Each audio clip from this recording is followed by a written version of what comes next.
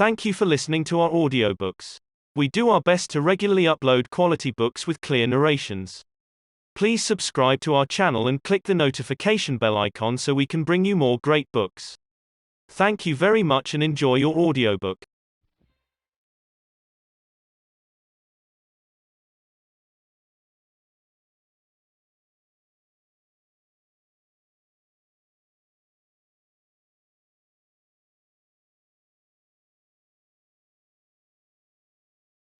Welcome to the Audio Renaissance presentation of James Herriot's Favorite Dog Stories. Written by James Herriot.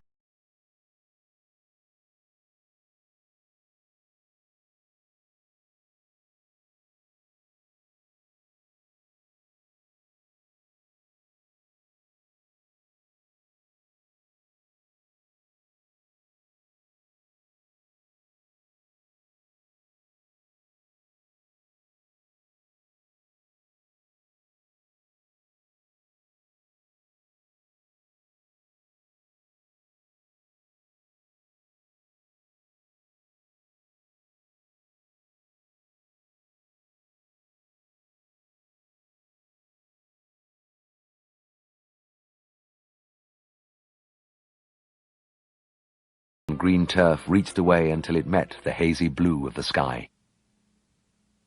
Evocative stuff? Perhaps, but true. But what is truer still follows next in one of the stories included in this book. But I wasn't really alone.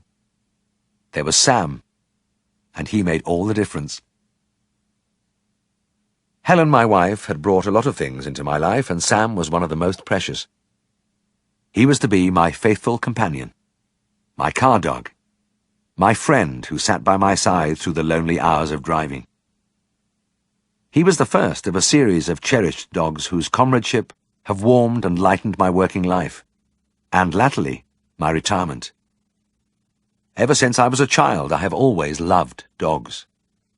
Don, a beautiful sleek-coated Irish setter, was my first dog, and I learned from an early age the pleasure that one gets from watching a dog, whether scenting after rabbits on the hillside, or indicating quite plainly that it is dinner time, or sleeping in front of the fire, whiffling little noises, perhaps, at the rabbits in his dreams. When I decided I wanted to be a vet, I knew that I wanted to be a dog doctor, so I could spend all my time with dogs. But the authorities at the veterinary college in Glasgow had other ideas. At that time, in the mid-30s, animals were graded according to their importance: horse, cattle, sheep, pig, and dog. And they decided I should be a horse doctor. In due course, I qualified and was lucky to be offered a job as an assistant vet in North Yorkshire, in the town that I call Darrowby in my books. It was what is called a large animal practice, the majority of patients being horses, cattle, sheep, and pigs. What chance was there of my becoming a dog doctor as I wanted? However, luck was on my side because Siegfried Farnon, my boss, and later to be my partner, loved horses above everything else. He was more than happy to leave the dogs and cats to me, while he attended to the shire horses that were still being used at that time, and the hunters and ponies of the more affluent families. As readers who know my books well will remember, I certainly did my fair share of work with the larger animals, but I did love treating the smaller ones. Sometimes it was pure relief to be able to leave behind the cold, wet and mud of the hillside and tend the ailments of some gentle little animal in a drawing room. And so you won't be surprised that I have included 3 stories in this book about the Peak Tricky Woo. Oh, that sherry. I can recall the taste of it now. Driving out to the remote farms was a very lonely chore, especially during the winter, but one made 100 times better when I had a dog or dogs with me in the car. Sam, my beagle, well, Helen's really, is mentioned several times in this book. He was very special, and I can see him now, his big, liquid eyes turned to me, suggesting we steal 5 minutes between appointments to walk on the high moors. I could rarely resist his plea.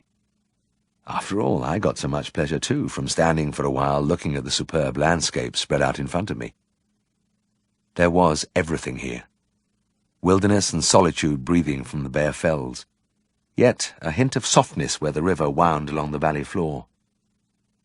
And in all the green miles around me, there was seldom another human being to be seen. I always had to force myself back into the real world when it was time to go. And when I called to Sam, he would come running up the track towards me, his ears flying in the wind, an almost human smile of contentment on his face. After Sam, I had 2 dogs together. Hector was a Jack Russell with typical Chippendale legs and a stumpy tail which he wagged furiously. In the car, he was never still. He would peer through the windscreen and seem to take in everything that we passed. My other dog, Dan, the black Labrador, had a quite different temperament. He would stretch out on the passenger seat, his head on my knee, trusting that I wouldn't miss an opportunity to stop the car somewhere on the moor or in the dale and give them a run. Dan is on the cover of my book, James Herriot's Yorkshire. He was an old dog then. You can just see his greying muzzle against the dark background of the trees and the snowy landscape behind. He is a little dipped in the back, but his eyes are fixed unwavering, not on me, but on the stick in my hand. Throughout his life, he liked to walk with the stick in his mouth, true retriever fashion. As he got older, so the sticks he found to carry became smaller, and I knew that his life was coming to an end the day he returned from his walk, without a stick. It is always said that however many wonderful and happy years a dog lives, you know that one day, the day he dies, your dog will break your heart. I have always advised people to get a replacement as soon as possible after their dog has died. A new and endearing pup helps enormously to fill the gaping void one always experiences after a much-loved dog has gone. But when Hector and Dan died, within a year of each other, but both having had good long lives, I hesitated. Would I ever be able to find a dog to replace them? I was still able to go on walks with a dog because my daughter Rosie, who lives next door to us, has a beautiful yellow Labrador, Polly, and was very happy that I wanted to take on dog-walking duties. But the car was very empty when I drove out to the farms or visited patients in outlying villages. When I got out to lean over a gate and look down into a valley, there was no one to watch snuffling amongst the heather and the bracken.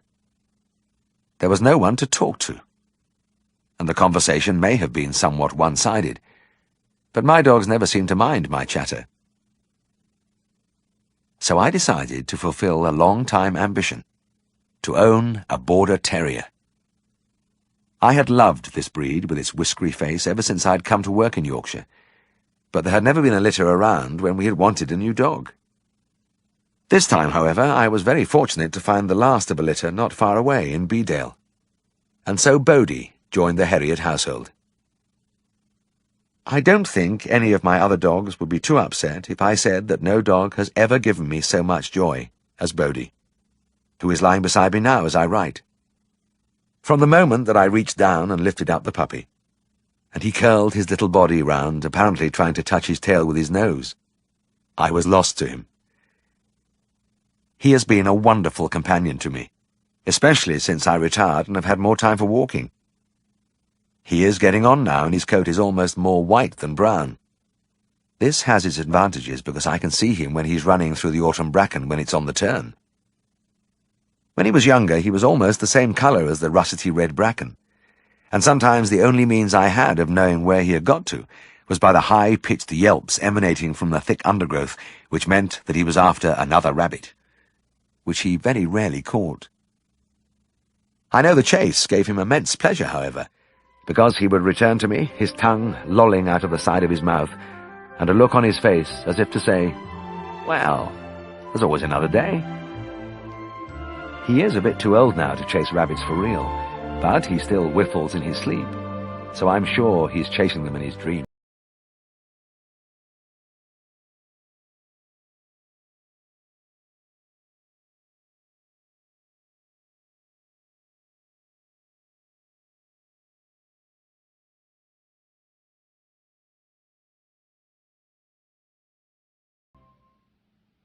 As autumn wore into winter, and the high tops were streaked with the first snows, the discomforts of practice in the dales began to make themselves felt.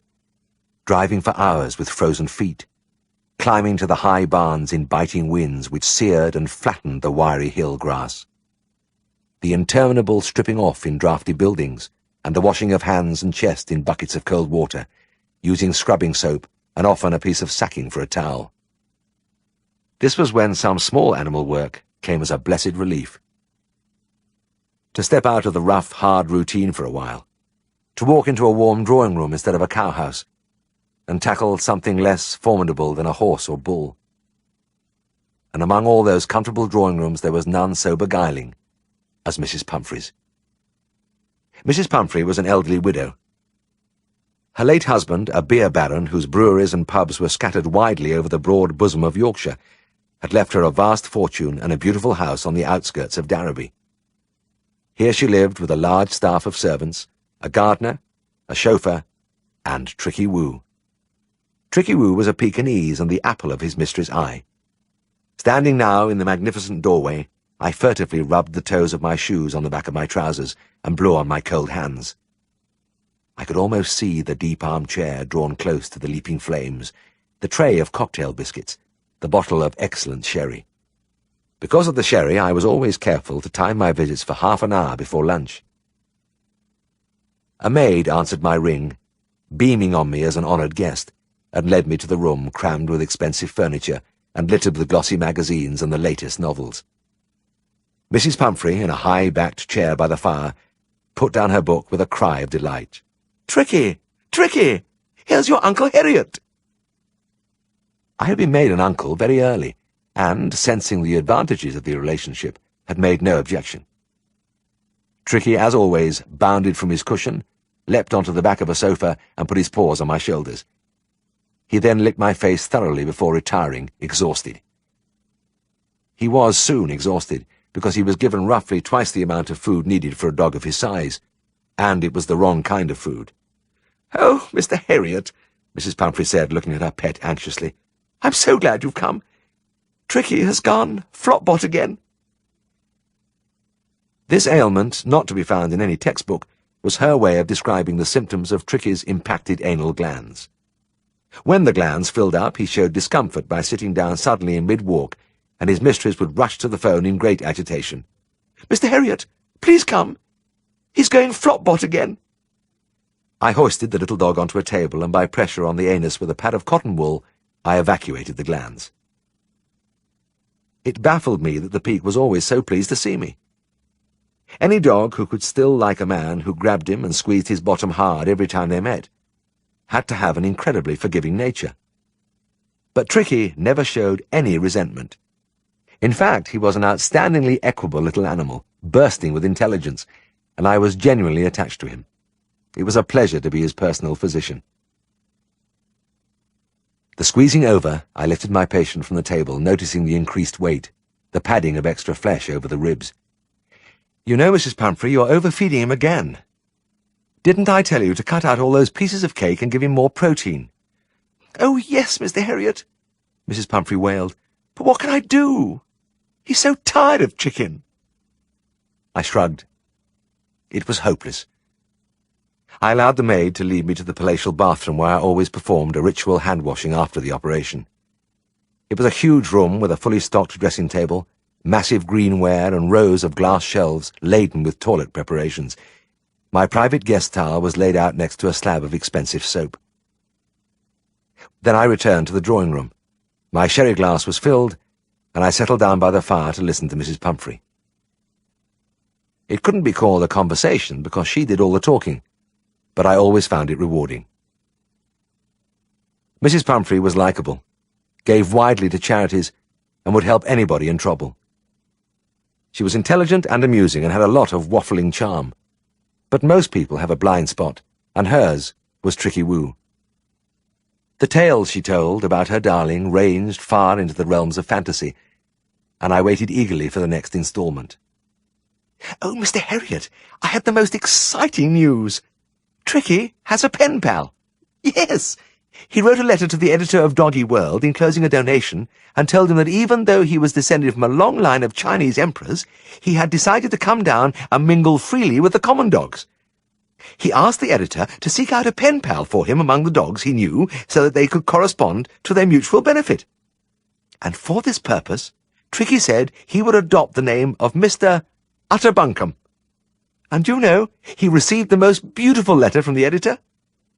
I could imagine the sensible man leaping upon this potential gold mine, who said he would like to introduce Bonzo Fotheringham, a lonely Dalmatian who would be delighted to exchange letters with a new friend in Yorkshire. I sipped the sherry. Tricky snored on my lap. Mrs. Pumphrey went on. But I'm so disappointed about the new summer house. You know, I got it specially for Tricky, so we could sit outside together on warm afternoons.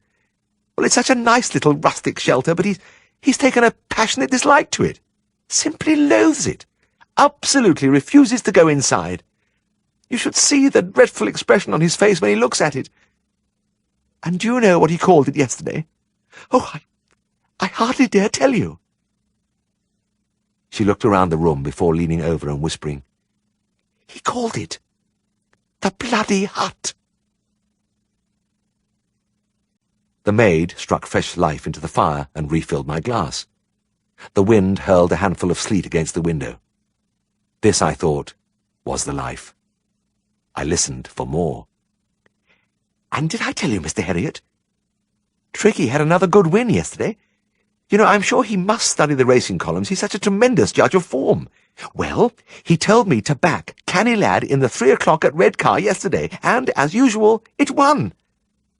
He put on a shilling each way and got back 9 shillings.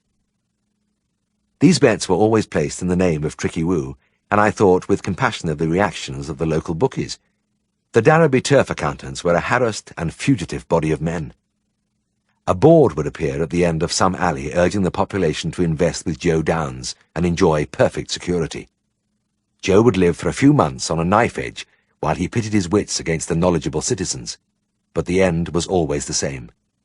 A few favourites would win in a row and Joe would be gone in the night, taking his board with him. Once I'd asked a local inhabitant about the sudden departure of one of these luckless nomads. He replied unemotionally, "Oh, we broke him." Losing a regular flow of shillings to a dog must have been a heavy cross for these unfortunate men to bear. "I had such a frightening experience last week," Mrs. Pumphrey continued. "I was sure I would have to call you out. Poor little Tricky, he went completely crack-a-dog." I mentally lined this up with Flopbot among the new canine diseases and asked for more information. Well, it was awful. I was terrified. The gardener was throwing rings for Tricky. You know, he does this for half an hour every day. I had witnessed this spectacle several times. Hodgkin, a dour, bent old Yorkshireman who looked as though he hated all dogs and Tricky in particular, had to go out on the lawn every day and throw little rubber rings over and over again. Tricky bounded after them and brought them back, barking madly till the process was repeated. The bitter lines on the old man's face deepened as the game progressed. His lips moved continually, but it was impossible to hear what he was saying. Mrs. Pumphrey went on.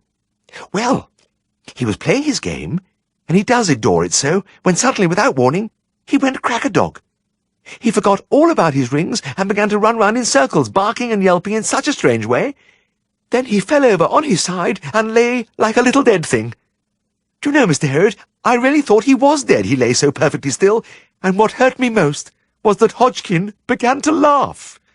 He has been with me for 24 years, and I have never even seen him smile, and yet, when he looked down at that still form, he broke into a queer, high-pitched cackle. Oh, it was horrid. I was just about to rush to the telephone when Tricky got up and walked away, but he seemed perfectly normal." Hysteria, I thought, brought on by wrong feeding and overexcitement. I put down my glass and fixed Mrs. Pumphrey with a severe glare. "Now look, this is just what I was talking about. If you persist in feeding all that fancy rubbish to Tricky, you are going to ruin his health. You really must get him onto a sensible dog diet of 1 or at the most 2 small meals a day of meat and brown bread or a little biscuit, and nothing in between." Mrs. Pumphrey shrank into her chair, a picture of abject guilt. "Oh, please don't speak to me like that. I do try to give him the right things, but it is so difficult. When he begs for his little titbits, I can't refuse him." She dabbed her eyes with a handkerchief. but I was unrelenting. "All right, Mrs. Pumphrey. It's up to you, but I warn you that if you go on as you are doing, Tricky will go crack a dog more and more often." I left the cosy haven with reluctance, pausing on the gravel drive to look back at Mrs. Pumphrey waving, and Tricky, as always, standing against the window, his wide-mouthed face apparently in the middle of a hearty laugh. Driving home, I mused on the many advantages of being Tricky's uncle. When he went to the seaside, he sent me boxes of oak-smoked kippers, and when the tomatoes ripened in his greenhouse, he sent me a pound or two every week. Tins of tobacco arrived regularly, sometimes with a photograph carrying a loving inscription. But it was when the Christmas hamper arrived from Fortnum & Mason's that I decided that I was on a really good thing which should be helped along a bit. Hitherto I had merely rung up and thanked Mrs. Pumphrey for the gifts, and she had been rather cool, pointing out that it was Tricky who had sent the things, and he was the one who should be thanked. With the arrival of the hamper, it came to me blindingly that I had been guilty of a grave error of tactics. I set myself to compose a letter to Tricky. Avoiding Siegfried's sardonic eye, I thanked my doggy nephew for his Christmas gifts and for all his generosity in the past.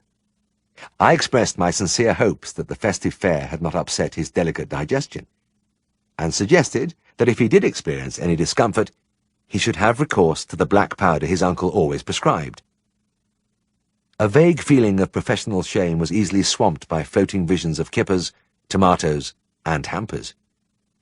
I addressed the envelope to Master Tricky Pumphrey, Barlby Grange, and slipped it into the postbox with only a slight feeling of guilt. On my next visit, Mrs. Pumphrey drew me to one side. "Mr. Herriot," she whispered, "Tricky adored your charming letter, and he will keep it always, but he was very put out about one thing. You addressed it to Master Tricky, and he does insist upon Mr. He was dreadfully affronted at first, quite beside himself, but when he saw it was from you, he soon recovered his good temper. I can't think why he should have these little prejudices. Perhaps it's because he is an only dog. I do think an only dog develops more prejudices than one from a large family, Entering the Skeldale house was like returning to a colder world. Siegfried bumped into me in the passage. "Ah, who have we here? Why, I do believe it's dear Uncle Herriot. And what have you been doing, Uncle? Slaving away at Barlby Grange, I expect? Poor fellow, you must be tired out. Do you really think it's worth it? Working your fingers to the bone for another hamper?" Chapter 2. Prince and the Card Above the Bed. The card dangled above the old lady's bed. It read, "God is near." But it wasn't like the usual religious text. It didn't have a frame or ornate printing. It was just a strip of cardboard about 8 inches long, with plain lettering which might have said, "No smoking" or "Exit," and it was looped carelessly over an old gas bracket, so that Miss Stubbs, from where she lay, could look up at it and read, "God is near," in square, black capitals. There wasn't much more Miss Stubbs could see, perhaps a few feet of privet hedge through the frayed curtains, but mainly it was just the cluttered little room which had been her world for so many years. The room was on the ground floor and in the front of the cottage, and as I came out through the wilderness which had once been a garden, I could see the dogs watching me from where they had jumped up onto the old lady's bed. And when I knocked on the door, the place almost erupted with their barking. It was always like this. I had been visiting regularly for over a year, and the pattern never changed. The furious barking. Then Mrs. Broadwith, who looked after Miss Stubbs, would push all the animals but my patient into the back kitchen and open the door. And I would go in and see Miss Stubbs in the corner in her bed, with the card hanging over it. She had been there for a long time, and would never get up again. But she never mentioned her illness and pain to me. All her concern was for her 3 dogs and 2 cats. Today it was old Prince, and I was worried about him. It was his heart. Just about the most spectacular valvular incompetence I'd ever heard. He was waiting for me as I came in, pleased as ever to see me, his long fringed tail waving gently. The sight of that tail used to make me think there must be a lot of Irish setter in Prince, but I was inclined to change my mind as I worked my way forward over the bulging black and white body to the shaggy head and upstanding Alsatian ears. Miss Stubbs often used to call him Mr. Hines, and though he may have not had 57 varieties in him, his hybrid vigour had stood him in good stead. With his heart, he should have been dead long ago. "I thought I'd best give you a ring, Mr. Herriot," Mrs. Broadwith said. She was a comfortable elderly widow with a square, ruddy face contrasting sharply with the pinched features on the pillow. "He's been coughing right bad this week, and this morning he was a bit staggery. Still eats well, though." "I bet he does." I ran my hands over the rolls of fat on the ribs. "It would take something really drastic to put old Prince off his grub." Miss Stubbs laughed from the bed, and the old dog, his mouth wide, eyes dancing, seemed to be joining in the joke. I put my stethoscope over his heart and listened, knowing well what I was going to hear. They say the heart is supposed to go lub-dub, lub-dub, but Prince's went swish-swoosh, swish-swoosh. There seemed to be nearly as much blood leaking back as there was being pumped into the circulatory system. And another thing. The swish-swoosh was a good bit faster than last time. He was on oral digitalis, but it wasn't quite doing its job. Gloomily, I moved the stethoscope over the rest of the chest. Like all old dogs with chronic heart weakness, he had never-present bronchitis, and I listened without enthusiasm to the symphony of whistles, squeaks, and bubbles which signalled the workings of Prince's lungs. The old dog stood very erect and proud, his tail still waving slowly. He always took it as a tremendous compliment when I examined him, and there was no doubt he was enjoying himself now. Fortunately, his was not a very painful ailment. Straightening up, I patted his head, and he responded immediately by trying to put his paws on my chest. He didn't quite make it, and even that slight exertion started his ribs heaving and his tongue lolling. I gave him an intramuscular injection of digitalin, and another of morphine hydrochloride, which he accepted with apparent pleasure as part of the game. "I hope that will steady his heart and breathing, Miss Stubbs.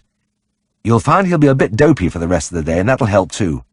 Carry on with the tablets, and I'm going to leave you some more medicine for his bronchitis." The next stage of the visit began now, as Mrs. Broadwith brought me a cup of tea and the rest of the animals were let out of the kitchen. There were Ben, a Sealyham, and Sally, a Cocker Spaniel, and they started a deafening barking contest with Prince. They were closely followed by the cats, Arthur and Susie, who stalked in gracefully and began to rub themselves against my trouser legs. It was the usual scenario for the many cups of tea I had drunk with Miss Stubbs under the little card which dangled above her bed. "How are you today?" I asked. "Oh, much better," she replied, and immediately, as always, changed the subject. Mostly she liked to talk about her pets and the ones she had known right back to her girlhood. She spoke a lot, too, about the days when her family were alive. She loved to describe the escapades of her 3 brothers, and today she showed me a photograph which Mrs. Broadwith had found at the bottom of a drawer. I took it from her, and 3 young men in the knee breeches and the round caps of the 90s smiled up at me from the yellowed old print. They all held long churchwarden pipes, and the impish humour in their expressions came down undimmed over the years. "My word! They look really bright lads, Miss Stubbs," I said. "Oh, they were young rips," she exclaimed. She threw back her head and laughed, and for a moment her face was radiant, transfigured by her memories. The things I had heard in the village came back to me. About the prosperous father and his family who lived in the big house many years ago. Then the foreign investments which crashed, and the sudden change in circumstances. "When t'owd fella died, he was about skint," an old man had said. "There's not much brass there now." Probably just enough brass to keep Miss Stubbs and her animals alive and to pay Mrs. Broadwith. Not enough to keep the garden dug or the house painted or for any of the normal little luxuries. And sitting there drinking my tea with the dogs in a row by the bedside and the cats making themselves comfortable on the bed itself, I felt as I'd often felt before, a bit afraid of the responsibility I had.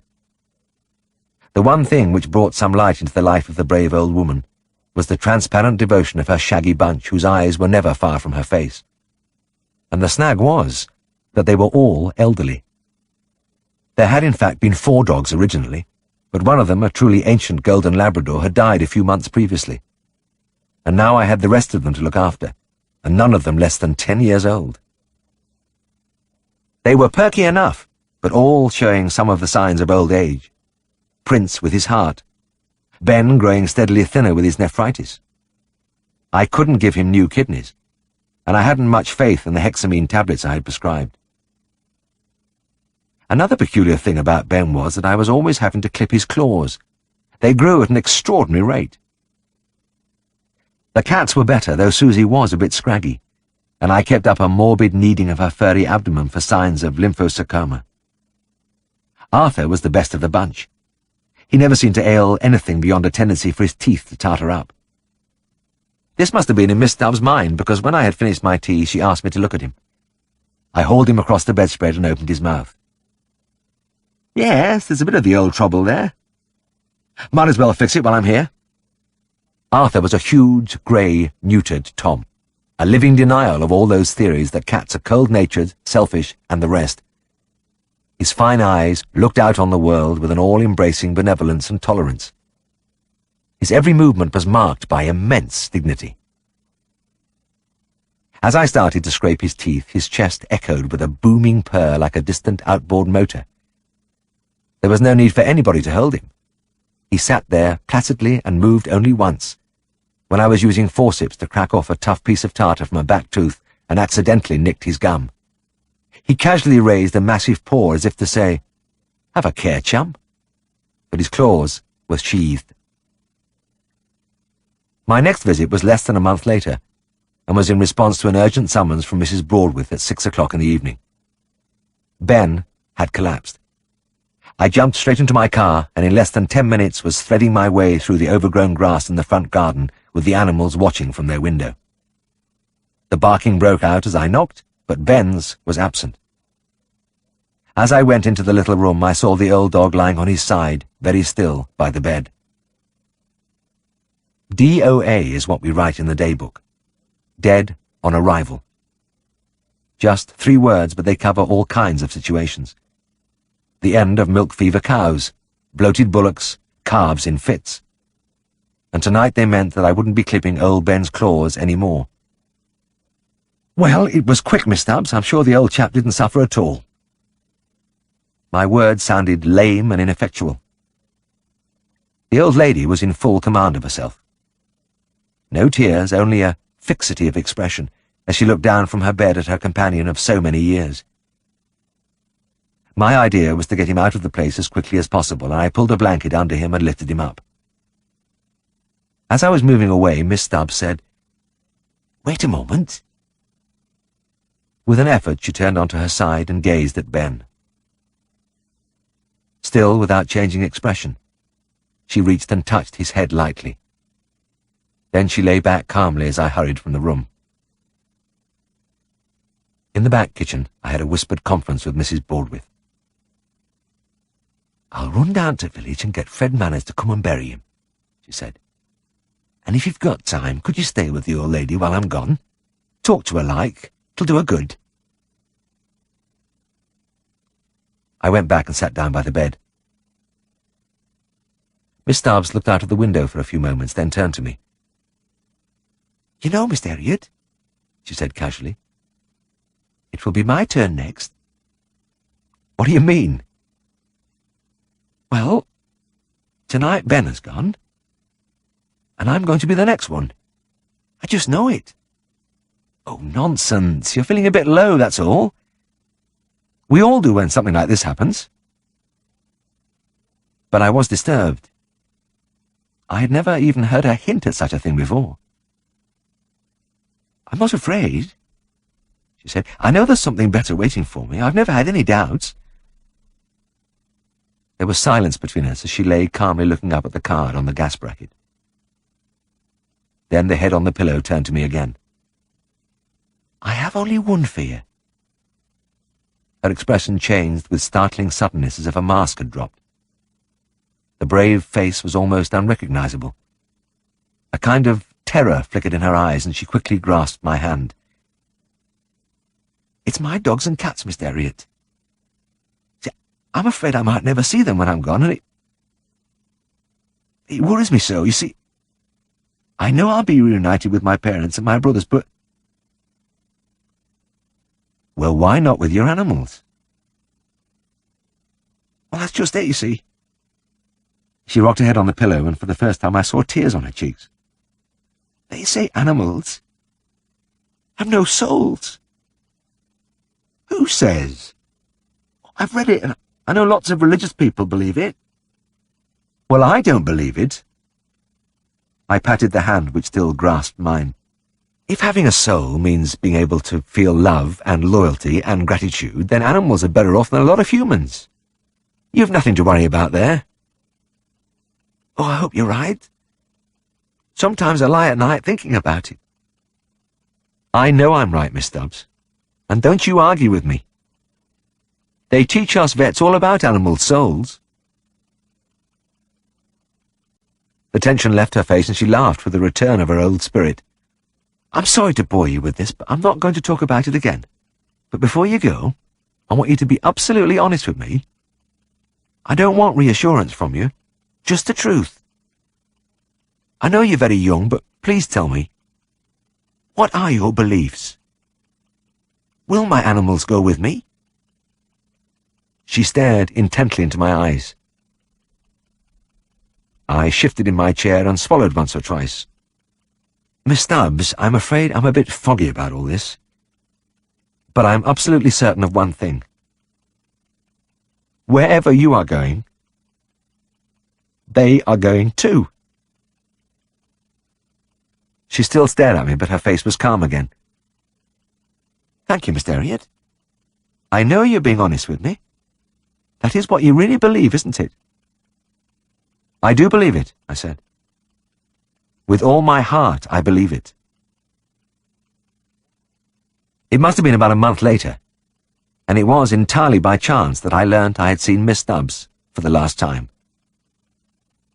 When a lonely, penniless old woman dies, people don't rush up to you in the street to tell you. I was on my rounds, and a farmer happened to mention that the cottage in Corby village was up for sale. But, what about Miss Stubbs? I asked. Oh, went off sudden about 3 weeks ago. House is in a bad state, they say. Nout's been done to it for years.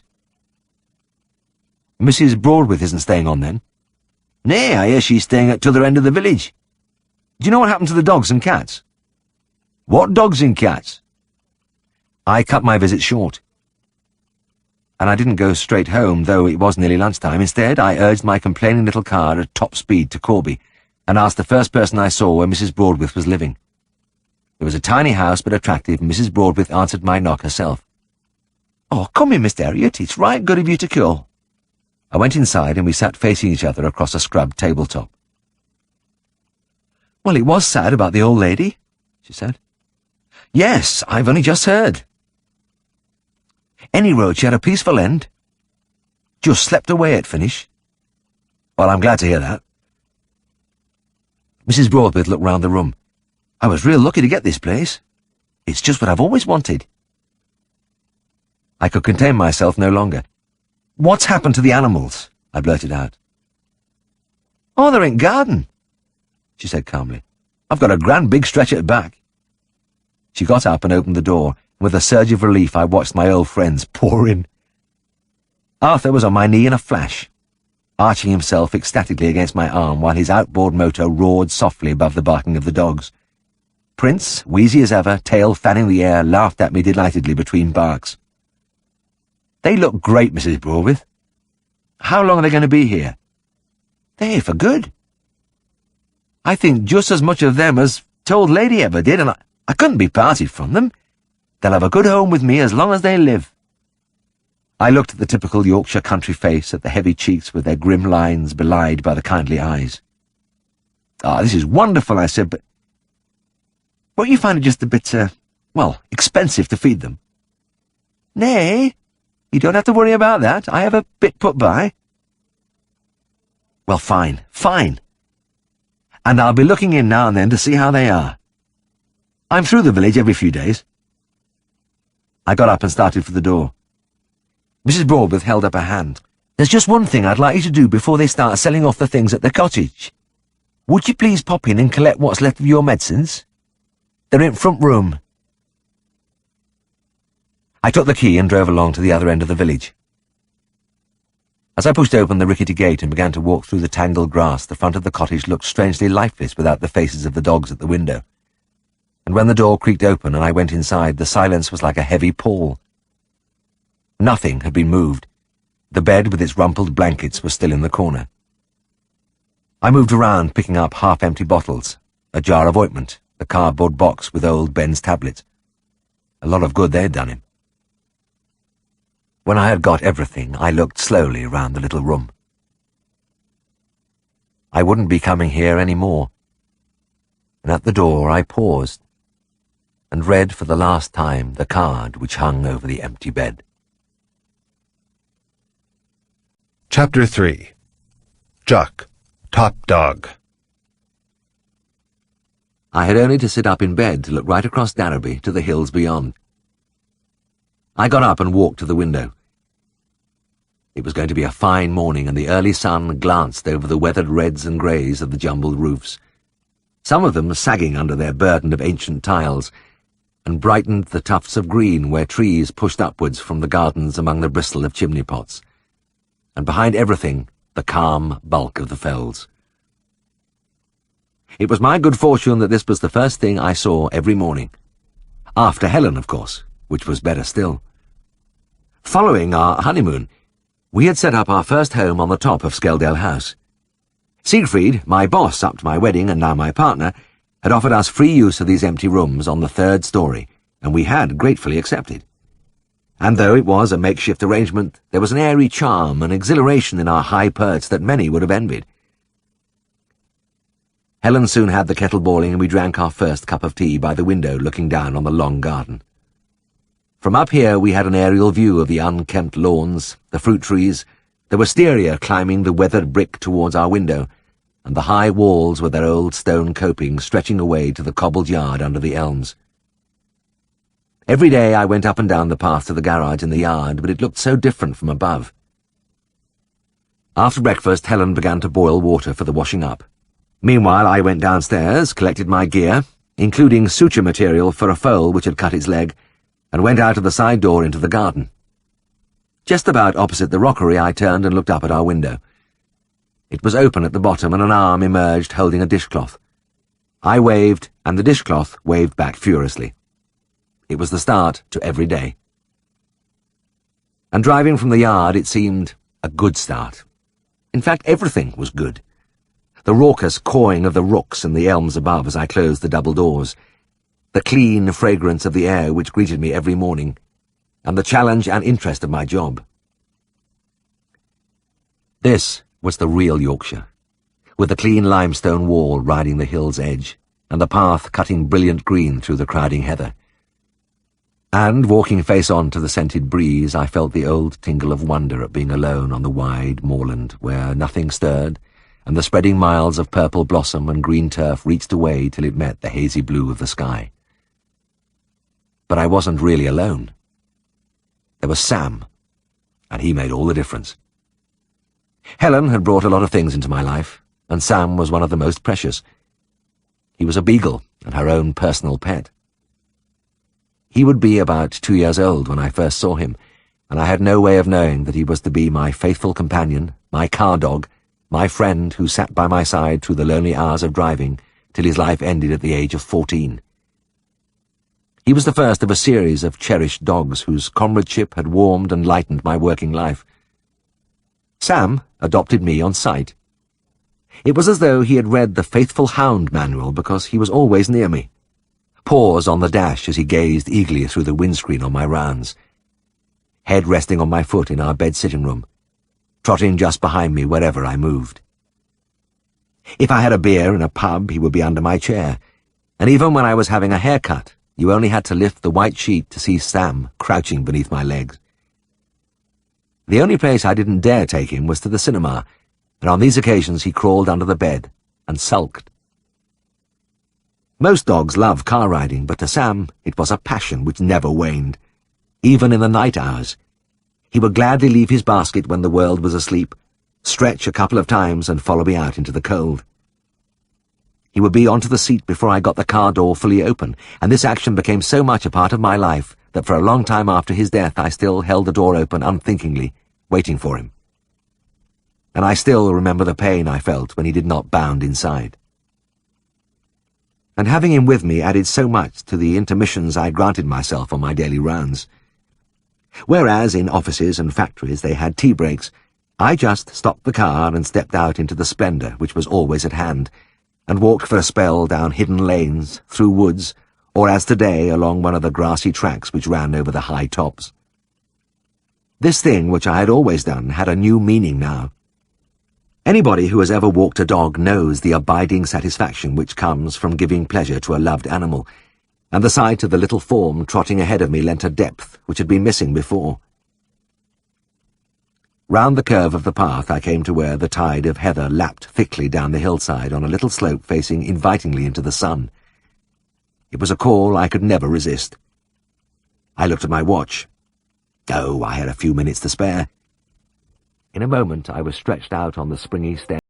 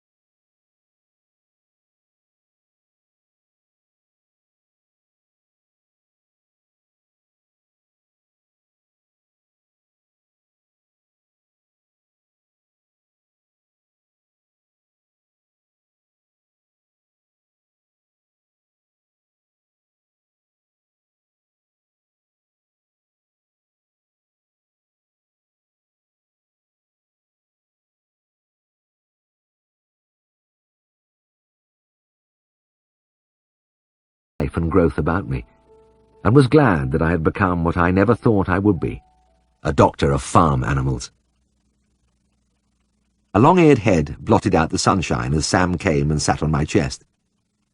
He looked at me, questioningly.